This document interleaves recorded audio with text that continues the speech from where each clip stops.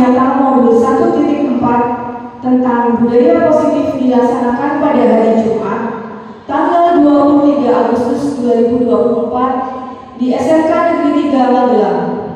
Assalamualaikum warahmatullahi wabarakatuh. Waalaikumsalam warahmatullahi wabarakatuh. Selamat pagi dan salam sejahtera untuk kita semua. Yang kami hormati Kepala SMK Negeri 3 Magelang atau yang mewakili, Ketua Program yang Tata Kecantikan dan Spa, para undangan dan hadirin yang berbahagia.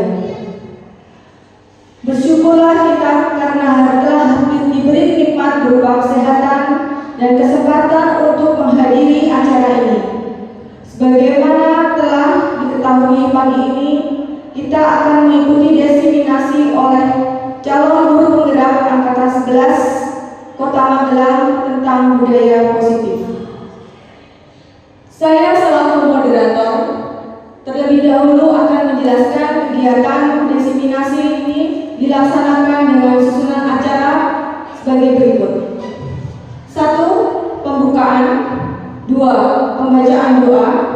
3. Sambutan Kepala SMK Negeri 3 Magelang atau yang mewakili. 4. Pemaparan materi modul 1.4 tentang budaya positif oleh calon guru penggerak dari SMK Negeri 3 Magelang. 5. Lain-lain. 6. Penutup. 7. Foto bersama. Untuk mempersingkat waktu, kita mulai dengan pembacaan doa oleh Ibu Sukutidian Purwani. Dipersilakan.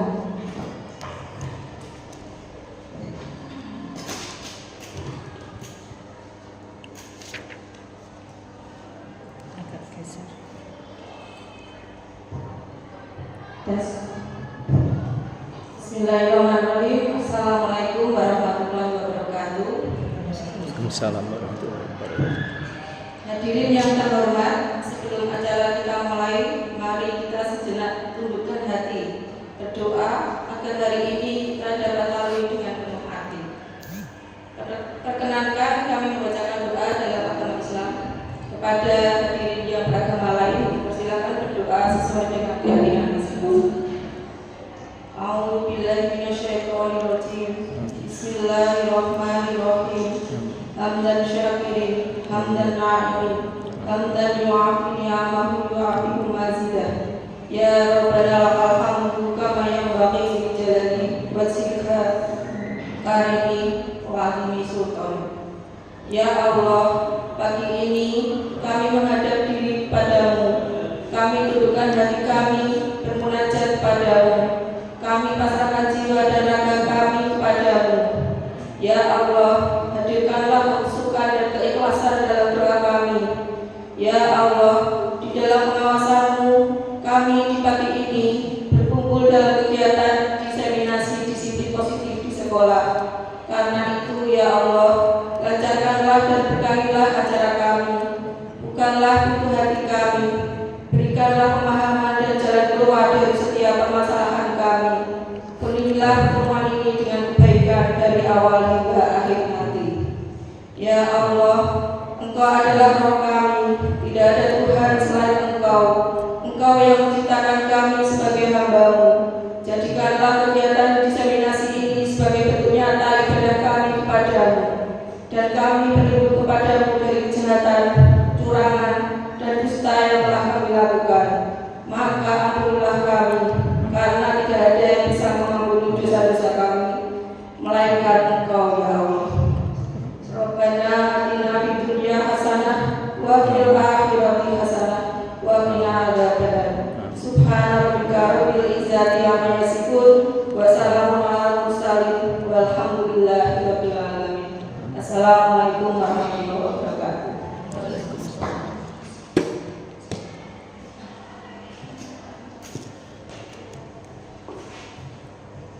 Selanjutnya sambutan dari Kepala SMK Negeri 3 Magelang atau yang mewakili oleh Bapak Heri Siswanto. Dipersilakan. Terima kasih Bu Reni. Assalamualaikum warahmatullahi wabarakatuh. Alhamdulillahirabbil alamin wassalatu wassalamu ala asrofil anbiya'i wal mursalin wa ala alihi washabihi ajmain. Yang saya hormati Bu Mei selaku Kapro Kecantikan, yang saya hormati calon guru penggerak angkatan 11 dari Kecantikan yaitu Bu Dian, Bu Reni dan Bu Endang, serta seluruh peserta diseminasi budaya positif yang saya hormati. Pertama-tama marilah kita senantiasa memanjatkan puji syukur kehadirat Allah Subhanahu wa taala karena atas limpahan nikmat dan karunia-Nya kita senantiasa dalam kondisi sehat tak kurang suatu apa sehingga dapat hadir di tempat ini untuk mengikuti kegiatan diseminasi praktek budaya positif. Bapak Ibu yang saya hormati, izin saya menyampaikan beberapa hal.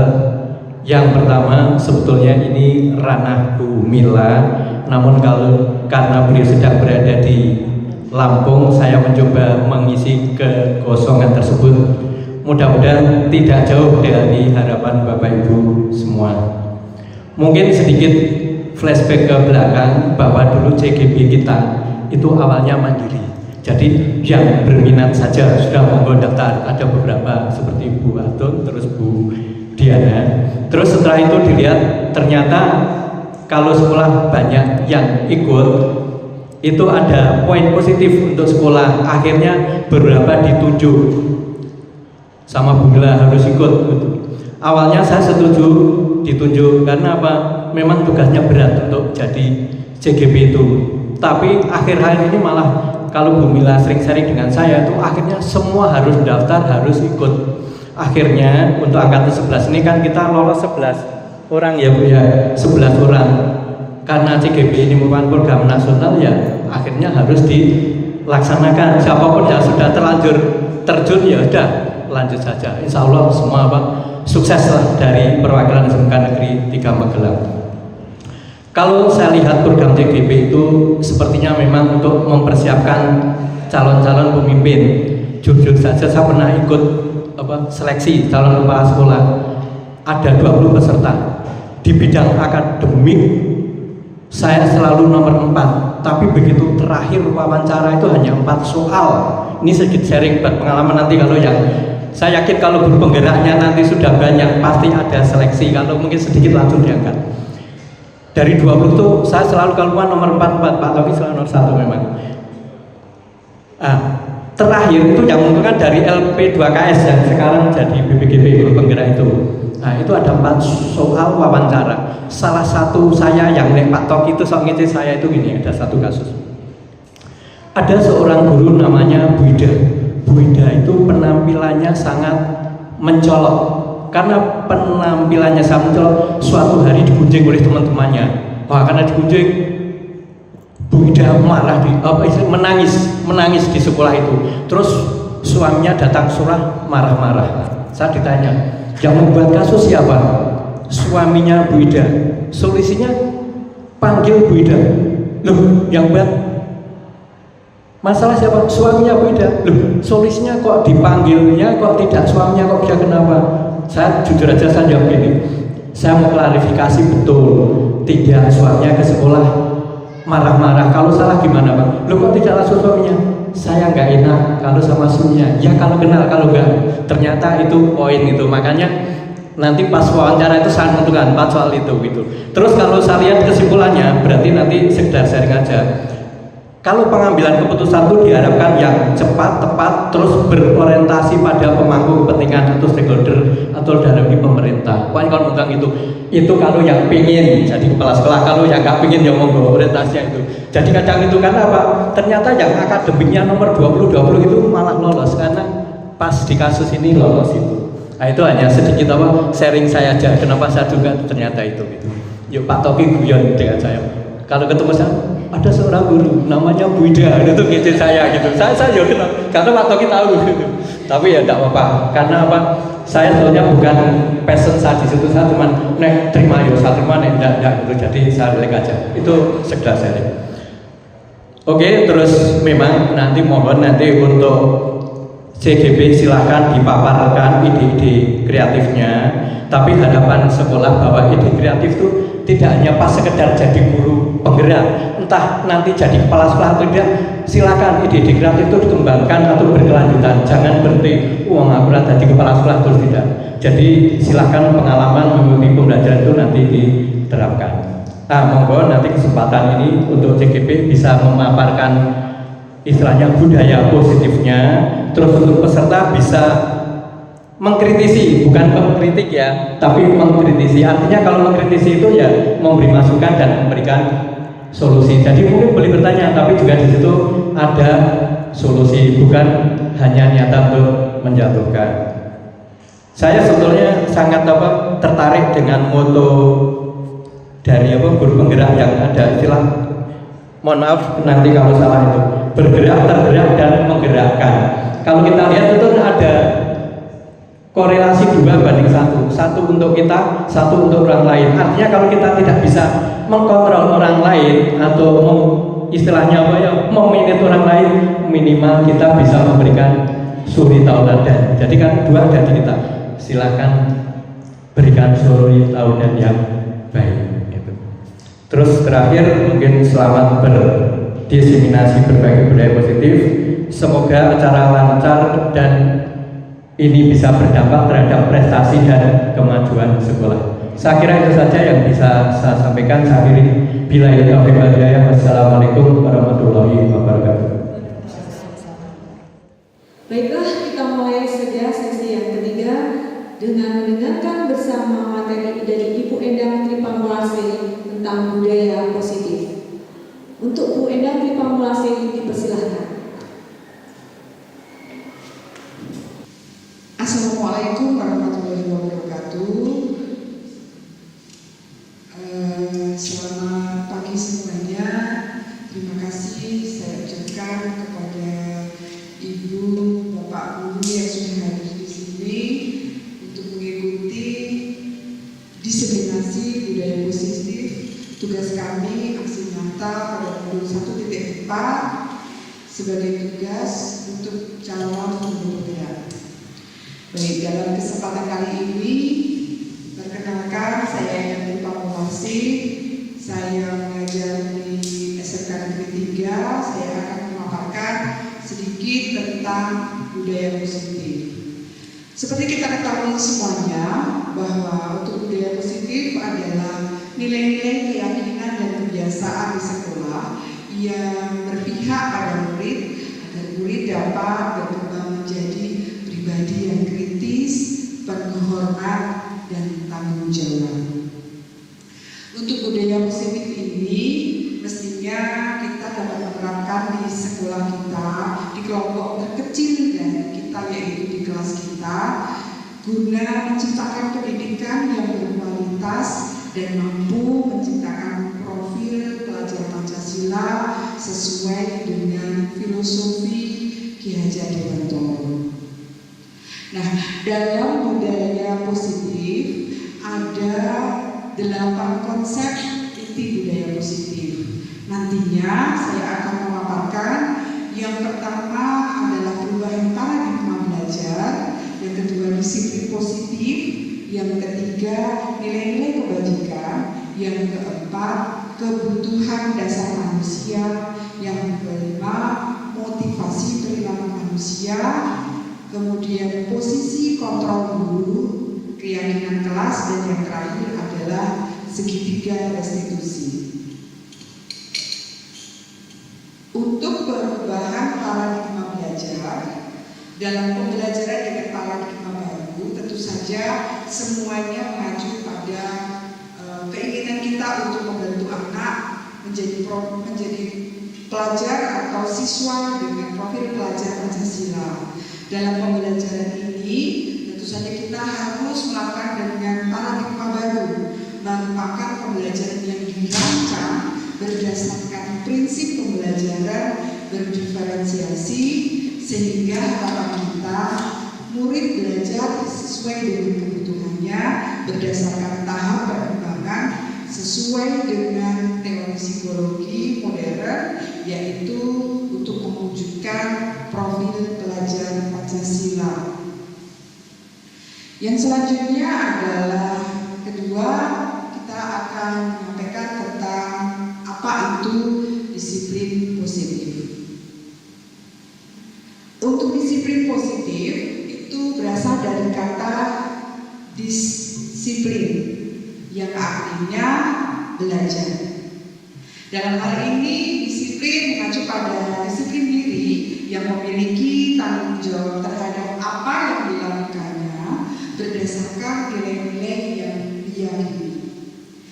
Untuk siswa kita, disiplin positif harusnya itu merupakan salah satu cara penerapan disiplin yang bertujuan untuk menumbuhkan kesadaran serta memperdayakan murid tanpa imbalan.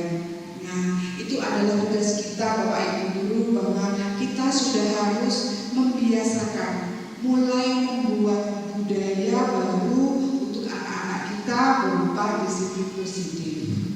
Sebagai pendidik, tentu saja kita mempunyai tujuan, yaitu menciptakan murid yang memiliki disiplin diri, sehingga murid berperilaku mengacu pada nilai-nilai kebajikan universal dan memiliki motivasi intrinsik dalam perubahan perilaku ke arah yang lebih baik.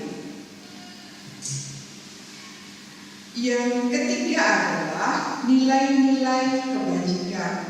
Jadi di sini ditampilkan tentang contoh nilai kebajikan berupa kebajikan untuk institusi atau organisasi, di mana untuk profil pelajar Pancasila kita mengutamakan yaitu beriman dan bertakwa pada Tuhan Yang Maha Esa serta berakhlak mulia, berkebinekaan tunggal, gotong royong, mandiri, kreatif, dan bernalar kritis.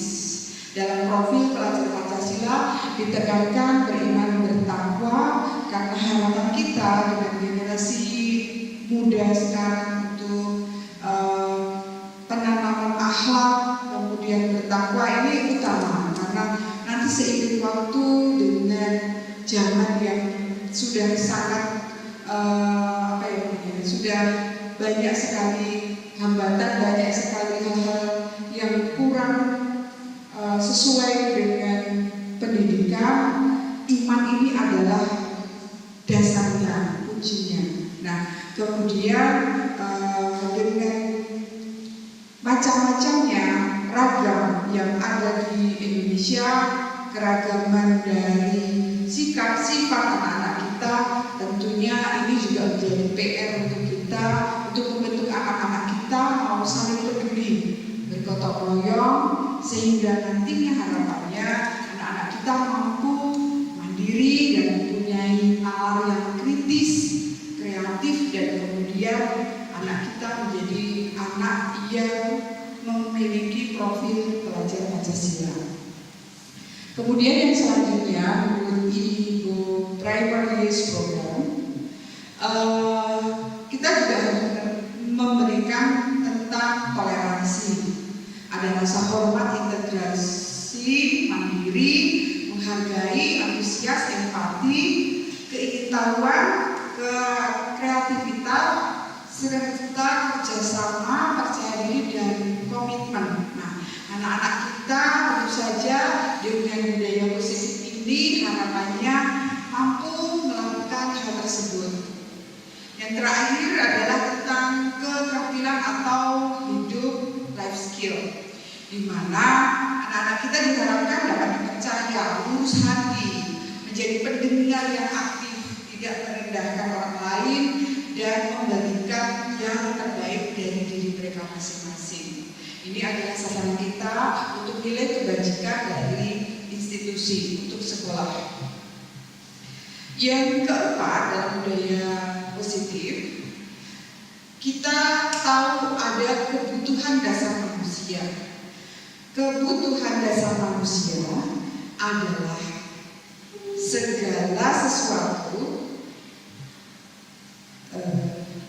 segala sesuatu yang kita lakukan untuk mendapatkan apa yang kita inginkan. Seluruh tindakan yang kita lakukan itu mempunyai tujuan tertentu dan semua usaha terbaik yang kita lakukan adalah dalam rangka agar kebutuhan dasar kita terpenuhi dengan baik. Jadi di kebutuhan dasar manusia, kita mempunyai 5 kebutuhan dasar manusia. Yang pertama adalah pertahanan hidup. Nah, pertahanan hidup ini tentu saja ya, kita mempunyai kebutuhan makanan, pakaian, tempat tinggal, kemudian keamanan dan kesehatan. Ini yang pertama. Kemudian yang kedua adalah kasih sayang dan rasa diterima. Rasa diterima, dipedulikan, berbagi kerjasama menjadi bagian dalam kelompok. Tentu saja ini penting karena mestinya dengan kasih sayang dan rasa diterima, siswa atau murid kita itu akan merasa percaya diri, mempunyai percaya diri yang lebih. Yang selanjutnya adalah penguasaan. Dalam penguasaan, harga diri, keinginan untuk dianggap, memimpin, berprestasi, diakui dan didengar. Nah, kebutuhan ini juga harus dimiliki. Karena tanpa ini, anak-anak kita tidak akan mempunyai motivasi, tidak akan mempunyai mimpi. Kenapa seperti itu? Di sini di penguasaan ini harapan kita, siswa kita, murid kita itu berprestasi, dapat diakui dan didengar. Dengan mempunyai rasa tersebut sebagai kebutuhan dasar, siswa kita akan memacu diri mereka untuk menjadi yang lebih baik, yang menjadi yang terbaik. Yang selanjutnya adalah kebebasan. Dan kebebasan, kebutuhan kebebasan di sini ada meliputi mandiri, memiliki pilihan, mencoba hal baru, mampu mengendalikan arah diri. Jadi kita harus memacu anak supaya anak itu mempunyai kemandirian. Mereka mempunyai pilihan, mereka berhak mendapatkan hal baru sehingga mereka akhirnya menentukan arah diri. Dan yang kelima dari kebutuhan dasar manusia adalah kesenangan, bermain, humor, antusiasme, tertawa. Ini kan merupakan keseharian dari mereka, di mana hal tersebut dapat memacu untuk prestasi dan kehidupan mereka supaya lebih bahagia. Yang selanjutnya, di sini kita dapat mengubah paradigma stimulus respon ke pendekatan teori kontrol. Nah, di dalam stimulus respon teori kontrol itu meliputi 2. Yang pertama, stimulus respon terhadap dunia. Yang selanjutnya, yang kedua adalah teori kontrol tentang dunia. Kalau kita melihat respon tentang dunia, yang pertama itu ada realitas atau kebutuhan kita bersama. Sedangkan untuk kontrol tentang dunia, realitas, kebutuhan tentu saja akan berbeda. Setiap orang kan mempunyai keinginan, mempunyai harapan, kebutuhan yang berbeda. Nah, yang stimulus respon tentang dunia selanjutnya adalah bahwa semua orang melihat itu dengan hal yang sama. Akan tetapi ketika kita melihat teori kontrol tentang dunia, tentu saja setiap orang akan memiliki gambaran yang berbeda.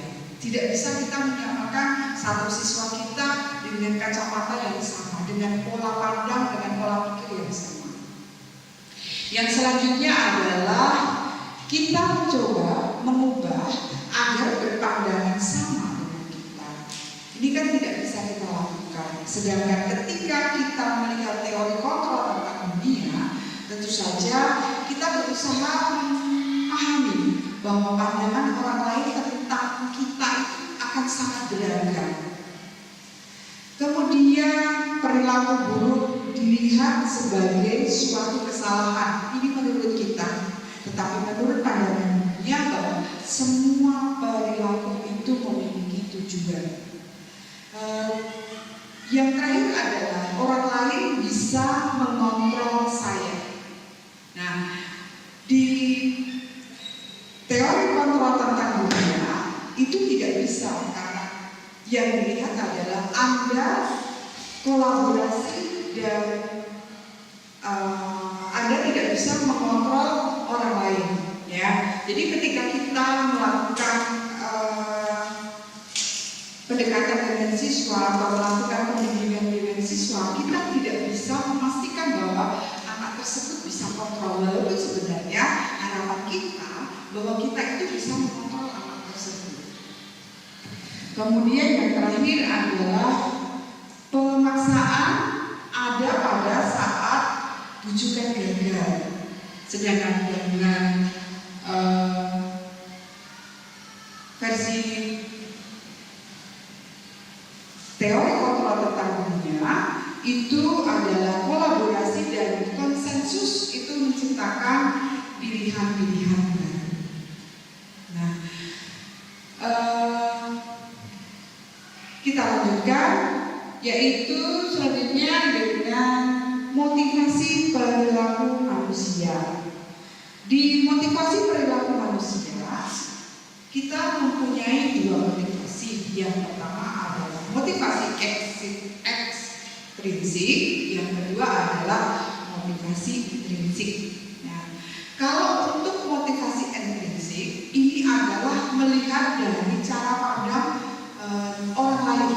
Jadi memikirkan bahwa untuk menghindari ketidaknyamanan dan hukuman dia akan melakukan sesuatu, atau untuk mendapatkan imbalan atau penghargaan dari orang lain dia akan melakukan sesuatu, mengikuti aturan, mengikuti tata tertib dengan berdasarkan dua motivasi ekstrinsik tersebut. Nah, ini dilakukan banyak sekali oleh siswa kita. Nah, yang sedangkan untuk motivasi yang baik itu adalah motivasi intrinsik, di mana dalam motivasi intrinsik itu menjadikan orang yang mereka inginkan dan menghargai diri sendiri itu dengan nilai-nilai yang mereka percaya. Jadi dengan motivasi intrinsik ini mestinya dari hati. Misalkan contohnya kita mengikuti peraturan dari pemerintah bahwa kita mempunyai jam kerja. Kalau kita mempunyai motivasi dari diri kita sendiri, mengikuti motivasi intrinsik, mestinya kita mempunyai pandangan bahwa ketika kita melakukan atau terlambat sekolah, ya, terlambat masuk mengikuti jam aturan sekolah, dan tentu saja kita berpikiran bahwa kita akan merencanakan ketika berangkat sekolah, ketika melakukan aktivitas awal itu diawali karena ingin menghargai diri sendiri. Selain itu juga ingin menyiapkan atau membuat rencana untuk kegiatan sehari-hari. Nah, motivasi ini akan sangat berbeda dengan motivasi ekstrinsik, ya. Jadi keduanya ini merupakan kebutuhan dasar dari budaya positif. Yang selanjutnya ada 3 motivasi perilaku manusia yang kita tahu bersama. Yang pertama adalah hukuman, yang kedua adalah konsekuensi, yang ketiga adalah restitusi. Dalam hukuman itu mestinya tidak terencana, jadi terjadi secara tiba-tiba. Murid tidak tahu apa yang akan terjadi dan tidak dilibatkan. Kemudian cenderung bersifat satu arah, berupa hukuman fisik atau psikis. Konsekuensinya itu terencana, disepakati sesuai peraturan. Murid tetap dibuat tidak nyaman, kemudian mempunyai sikap guru yang selalu memonitor murid. Yang terakhir adalah restitusi, proses menciptakan kondisi bagi murid untuk memperbaiki kesalahan, kemudian proses kolaboratif yang mengajarkan untuk mencari solusi sendiri. Dalam budaya positif yang lainnya, yang keenam adalah posisi kontrol guru. Tentu saja di posisi kontrol guru ada beberapa hal yang menjadi kita sebagai guru itu berada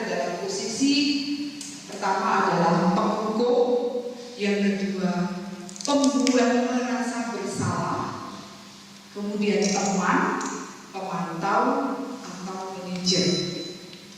Nah, di posisi tersebut ada next.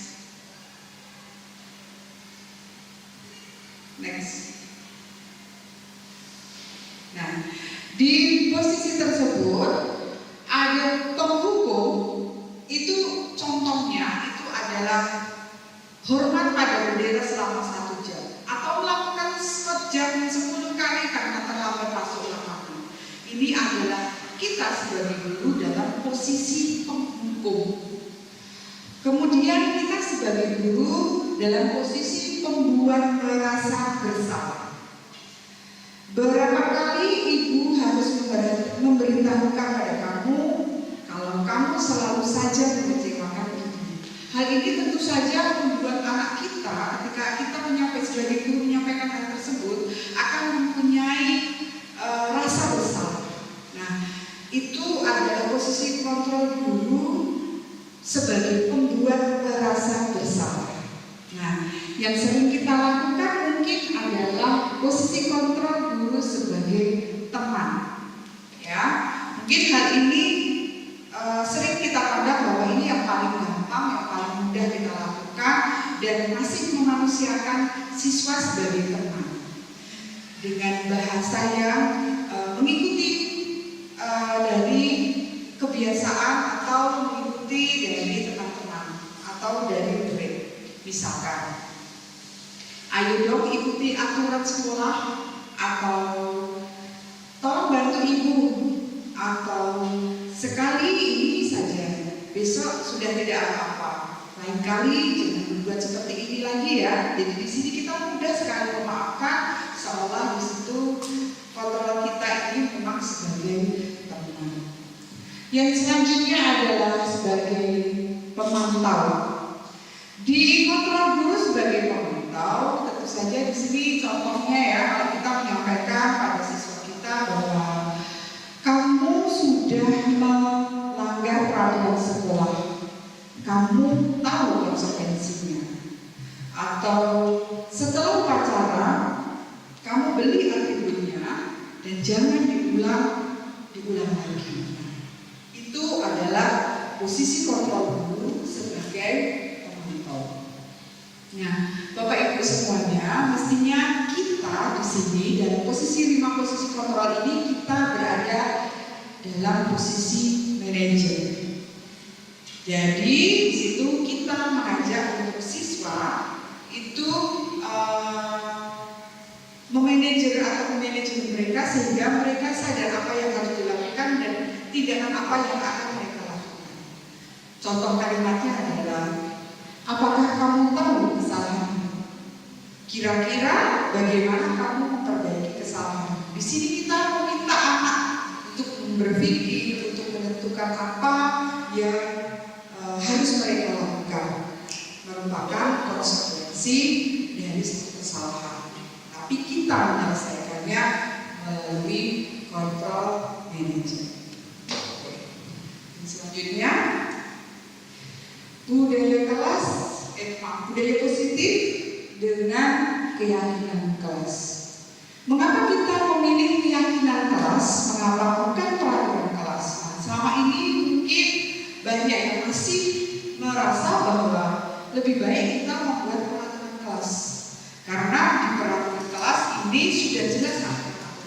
Tetapi lebih baik sekarang kita mulai berganti, berubah menjadi keyakinan kelas. Kenapa mesti keyakinan kelas?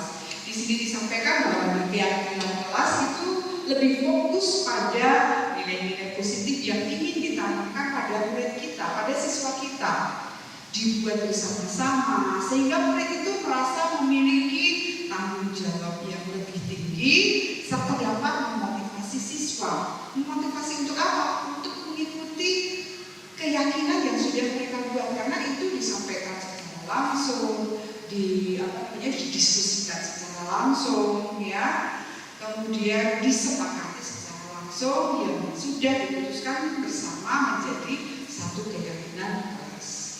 Sedangkan untuk peraturan kelas itu cenderung dibuat saja. Jadi hanya keinginan guru saja yang disampaikan. Kemudian yang selanjutnya, pembentukan keyakinan kelas. Kemarin saya mencoba membuat keyakinan kelas, memberikan arahan untuk siswa untuk membuat keyakinan kelas. Keyakinan kelas ini bersifat abstrak, berupa pernyataan universal, dibuat dalam pernyataan positif, sedikit saja kalimatnya, tapi mudah dikenal oleh mereka. Kemudian disesuaikan dengan kondisi kelas dan sekolah sehingga mudah diterapkan dan semua warga kelas itu dilibatkan untuk membuat keyakinan kelas. Mungkin di samping dilihat ya bahwa kemarin kita sudah buat keyakinan kelas di mana anak-anak justru sangat aktif, hal terkecil apapun dari seluruh bagian kelas menyampaikan. Kemudian kita memilah mana nih dikategorikan kategorinya tentang mana. Dari pernyataan-pernyataan yang disampaikan siswa, kemudian kita buat menjadi pernyataan positif. Kenapa pernyataan positif?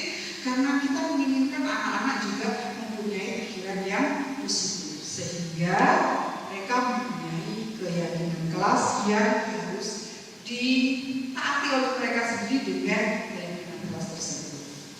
Yang selanjutnya, yang terakhir adalah segitiga restitusi.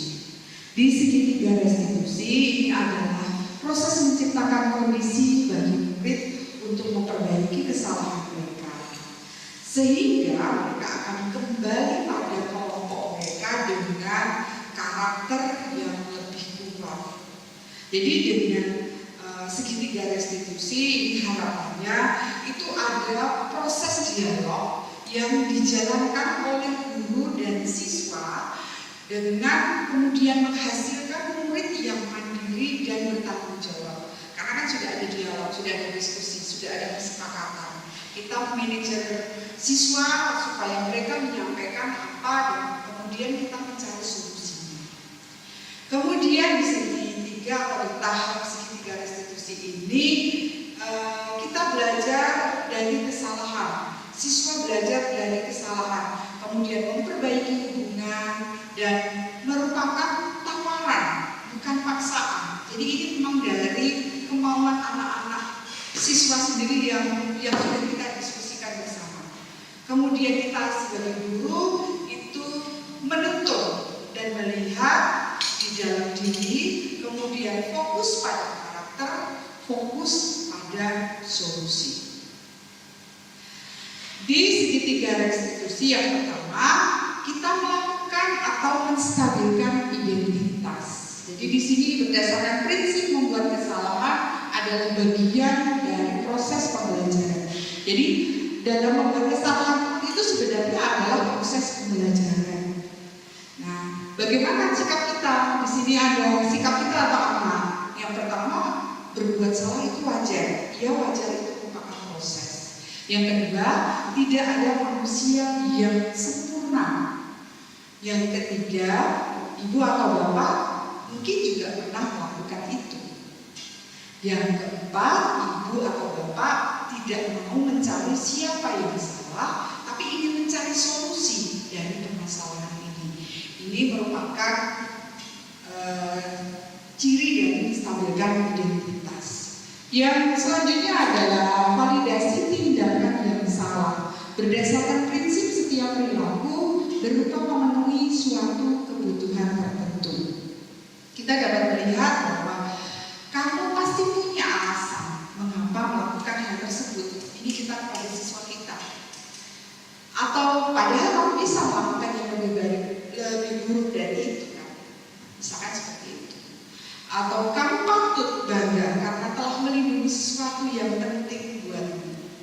Yang keempat, kamu melakukan karena mempertanyakan sesuatu yang penting bagi kamu. Jadi ini merupakan validasi tindakan yang salah.